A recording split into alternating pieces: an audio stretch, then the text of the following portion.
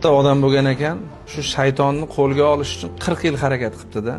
40 yil harakat qilib, shu kunlardan bir kun shartta butilkani olibdi-da, ichini ochib, o'sha shaytonni qo'lga olibdi. Qopqog'ini bekitibdi.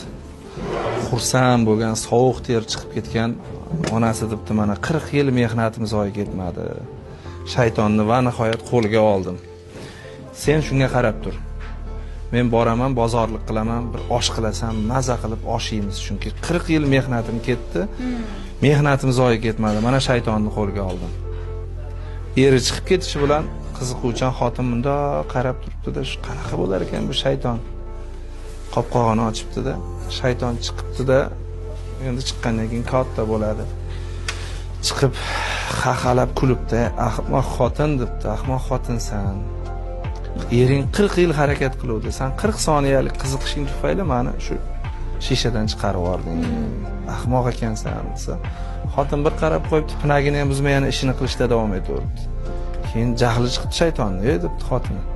"Sen afsuslanmayapsanmi? Eringni 40 yillik mehnati ketdi" desa, bundoq qarab, "Sen uyalmaysanmi?" debdi. "Nimadan uyalishim kerak edi?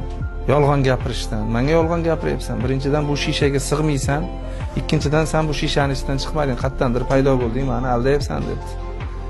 Keyin shaytonning jahli chiqibdi, "Menga ishonmayapsanmi?" debdi. "Hozir ishga kirib ko'rsataman" debdi. "Kira olmaysan, sig'maysan" debdi. Shayton jahli ustida shartta butilkaga kirgan ekan, ayol oldinda qopqog'ini yopib qo'yibdi. Yana ishida davom etaverdi. Keyin shayton Allohga yuzlangan ekan. "Ayolni yaratar ekansan, nima qilarding meni yaratib?" degan ekan.